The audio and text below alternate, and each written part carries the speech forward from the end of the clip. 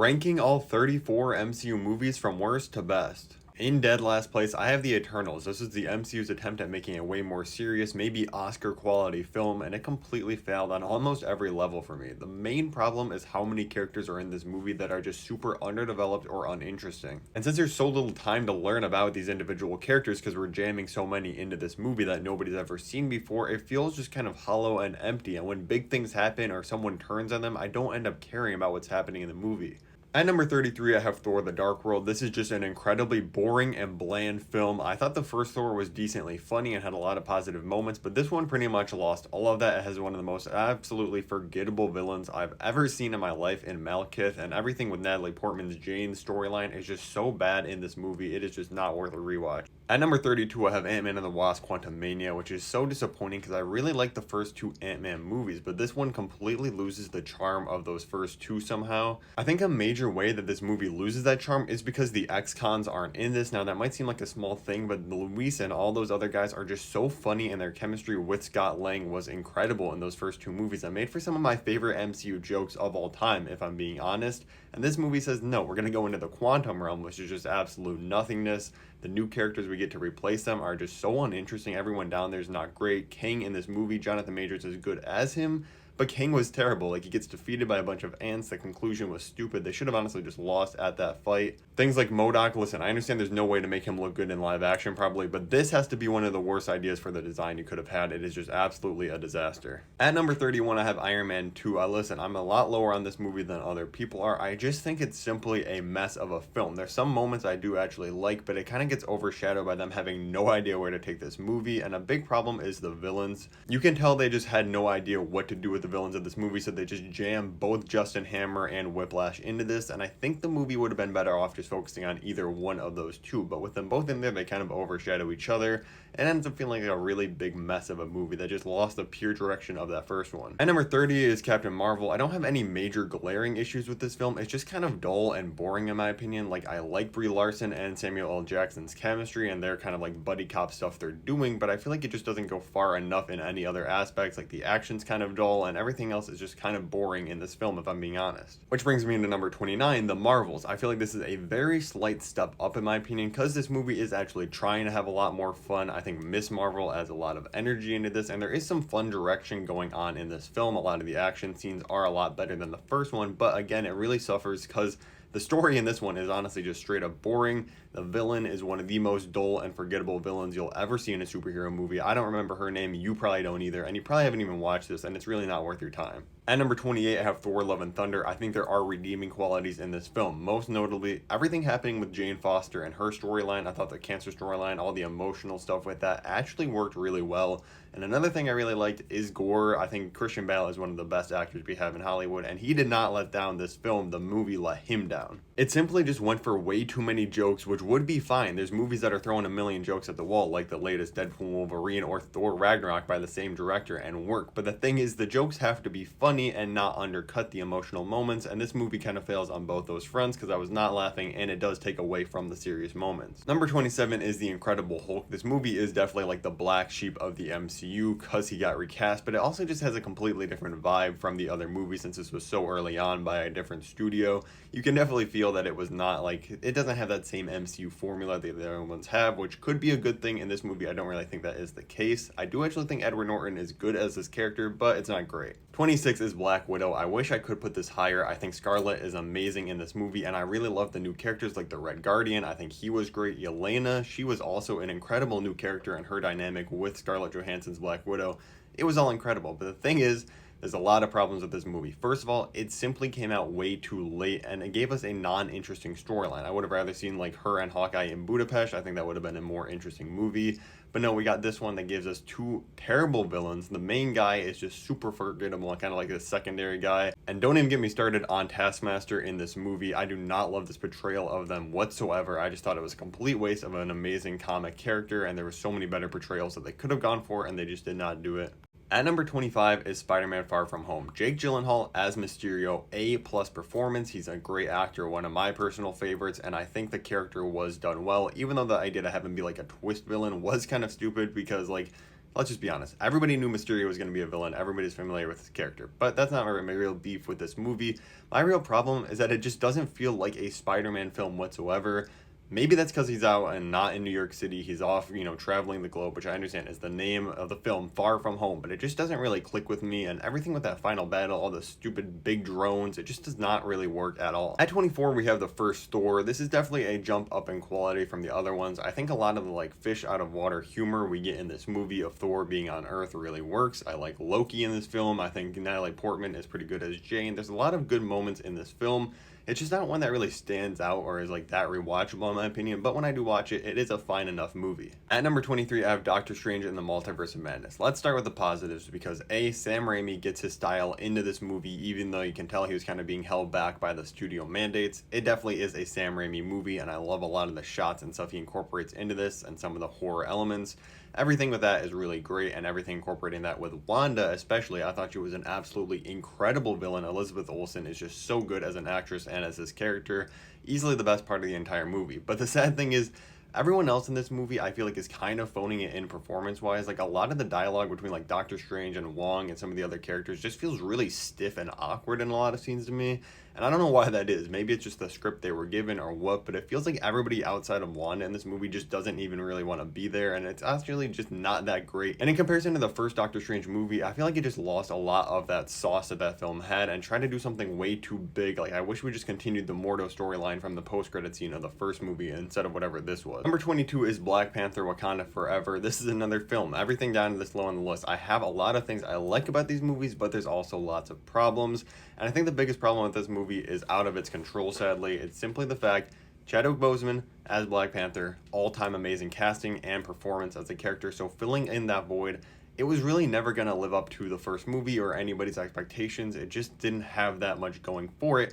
But I actually think they did a really great job, and this is the best this film could have been without having Chadwick in it. I do like Shuri as the new Black Panther.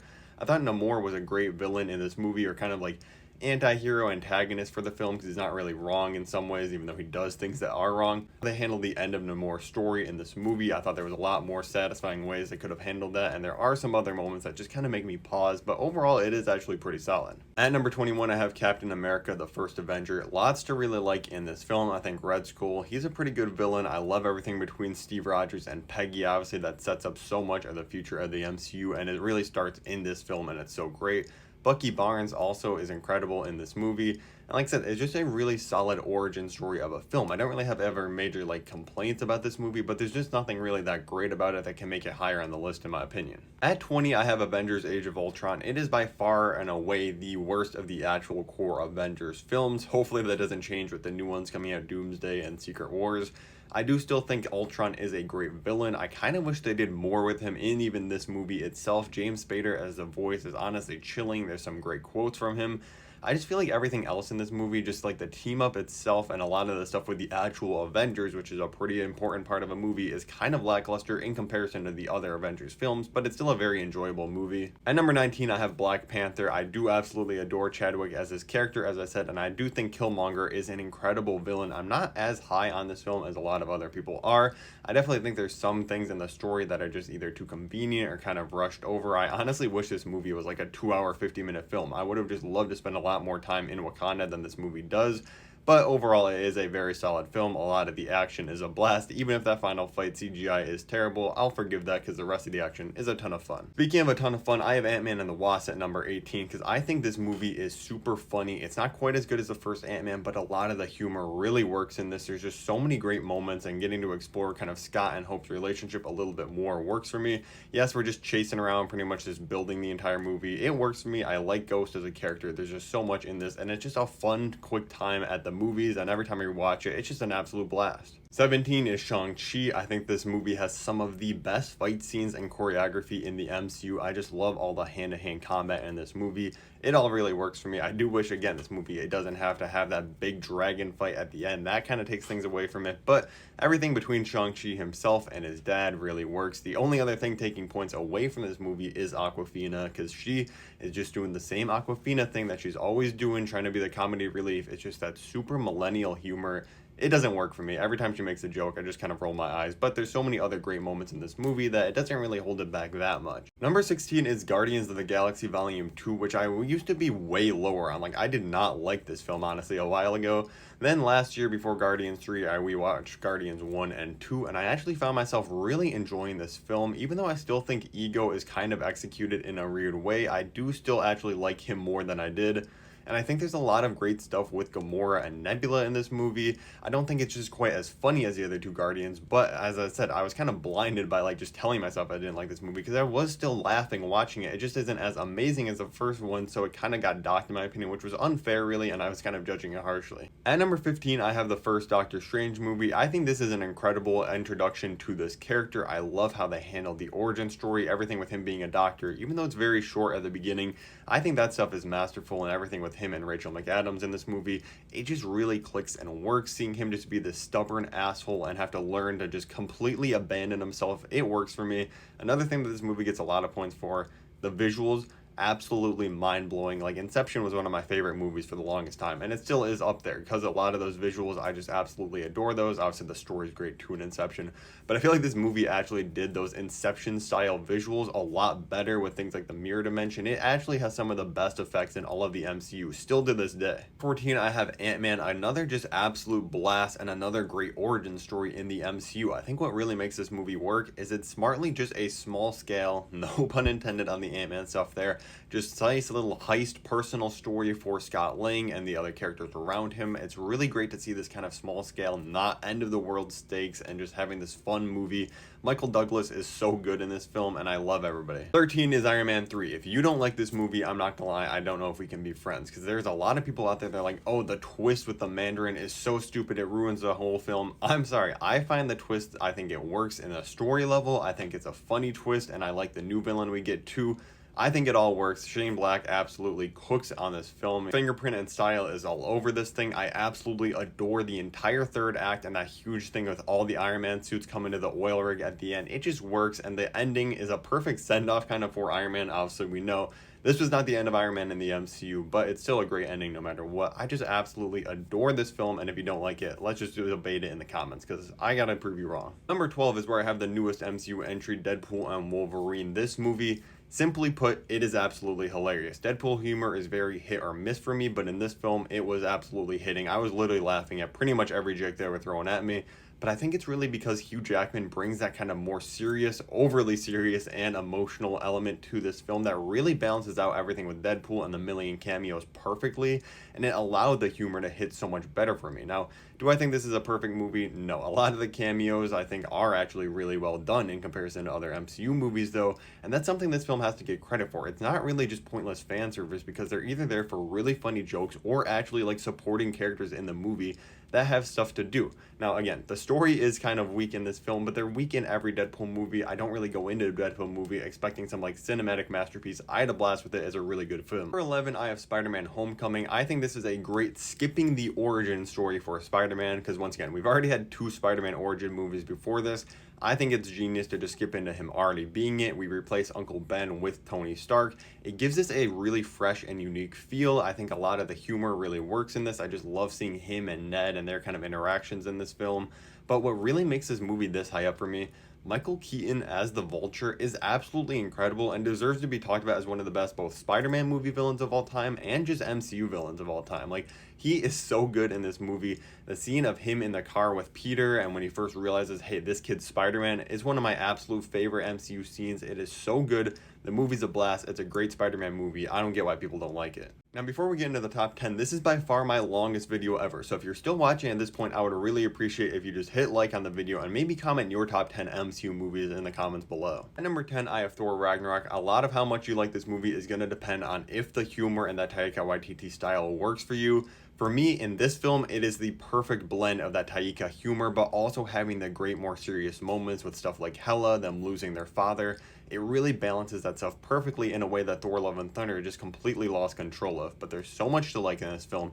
Adding Hulk in its movie, I thought was a great mix, and having Valkyrie, it's just so fresh, fun, and every single joke in this movie it pretty much hits for me. I don't know if it's really funnier than Deadpool, but I think the story here is better. That's why it's higher than things like Spider-Man Homecoming and Deadpool and Wolverine. At number 9, we got the first Avengers movie. I literally watched this thing probably 100 times when I was a kid and it first came out on Netflix. I just rewatched this over and over again in the one summer.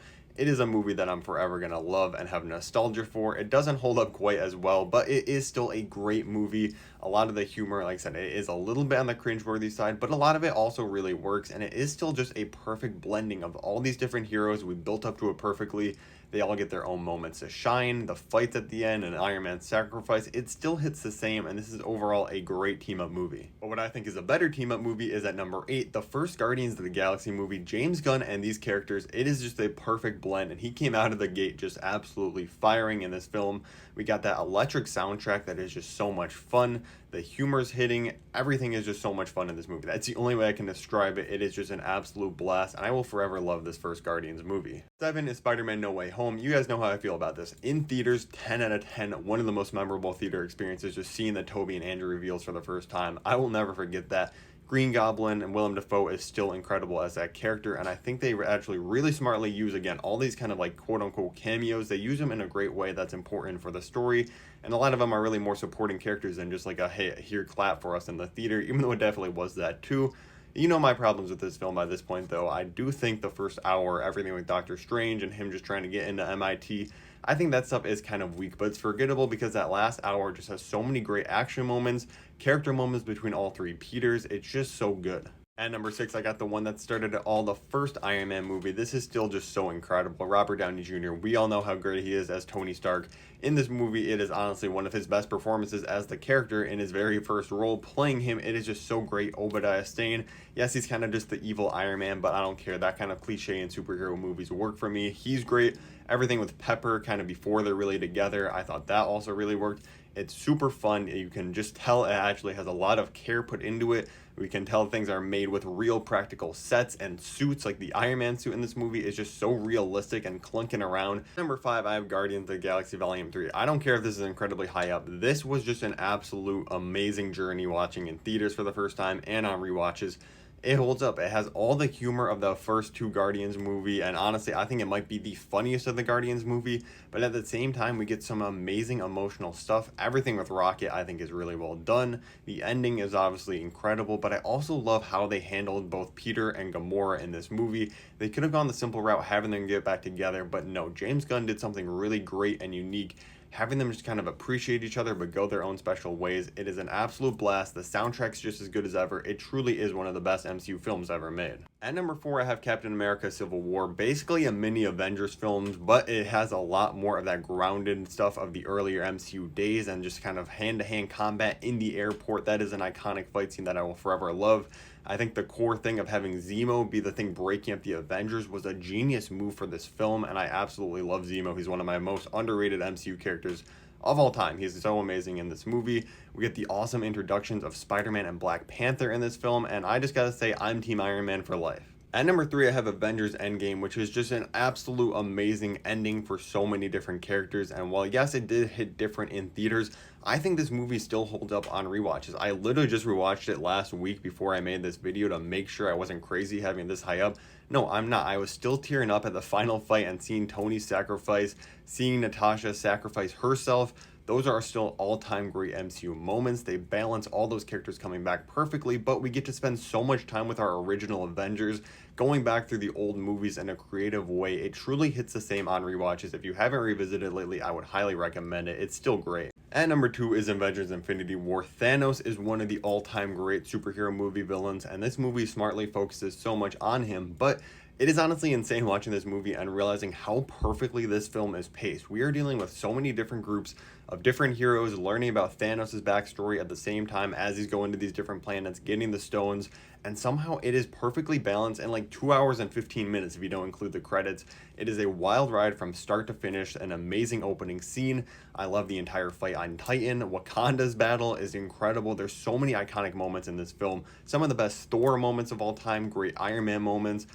Wanda, I love her and Vision, everything between them. It is just an all-time banger of a movie. It's a 10 out of 10. But my number one, ever since I've seen it in theaters for the first time, is Captain America: The Winter Soldier. I truly just think this is a perfect film, and I adore everything in it. This is just an amazing political thriller, which is something the MCU really needs. Seeing Cap, who's been so forward, just helping the government the entire time, learning now he can't trust it. Hydra has invaded everything. Him having to go on his own with Scarlet is just incredible in this movie. And then, of course, you just have the Winter Soldier himself, Bucky Barnes, who is one of my favorite MCU villains because he's so great and intimidating in this film, but also it hits on all those emotional elements of him being brainwashed, obviously, in that final fight with Cap. It hits so hard every time.